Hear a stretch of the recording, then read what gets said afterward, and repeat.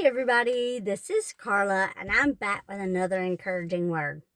This is my second time to record this message and I hope this time I can get it done because for some reason my phone didn't record a word I said. Today we're going to talk about losing control. Proverbs 20:24. Man's steps are ordered and ordained by the Lord. How then can a man fully understand his way? Who is mankind that we think we're in control of our lives? When are we going to understand that God's got complete control over every single detail of our lives? He's the one who leads us down the path He has planned for us. He's the one who fulfills our purpose that He ordained before we were even born. So why do we always feel like we know better than God and we want to be in control? Do we actually believe that we know better than the one who created us? Are we so arrogant that we believe in our hearts that we know more than the creator of all creation? Even though we might answer no, we still try to control the outcome of situations. We try to tell God what we want, and then we expect Him to bless whatever it is that we have planned for our lives. But thank goodness God doesn't operate like this. He wants the best for us, and even though we think we know best, we simply don't. God's plans are always better than our plans. God is sovereign, and He knows everything, which means it's impossible for us to fully understand the path God has us on.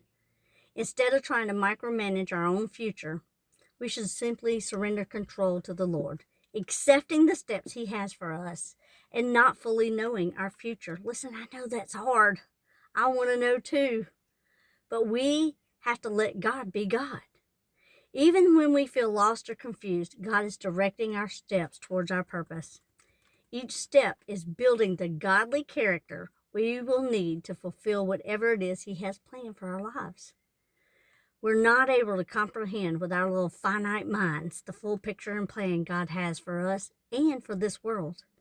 Once we realize that we're part of something so much bigger than we are, we will finally relinquish control to God and allow Him to show us the way. Listen, it's not all about us, but it should be all about God. He's got a plan for this whole world, and you're part of it. You're part of it. If God were to show us the full path He has for us, we'd probably decide not to follow His plan. But instead, we have to walk by faith and trust that God's plan is much better than our own. We still get to make a choice, though. He gave us free will. So we can either follow God or follow our own plan. But it's when we lose the control we want over our lives that we see that God has been controlled the whole time. He's been handling things for you even though you didn't realize it. When we look back on our lives, we see His hand in action and protection. Lose control and allow God to guide you along the most brilliant path you have ever known. And then look back on that path and see where God's taken you. Not only will you not be disappointed, I think you're going to be completely in awe. Look, so many times I thought I knew the way that I'm supposed to go and I had everything all lined out. This is what I'm doing. And then the Lord stepped in and said, oh, but you're not. And when I look back at it, I'm so grateful that I didn't do what I thought I was supposed to do. I'm so grateful for the path that God put me on because He had so much better plans for me than I even could imagine. And even now, there are things that I'm planning in my heart and I'm asking God for clarity and direction because I want to stay aligned with Him and His plan.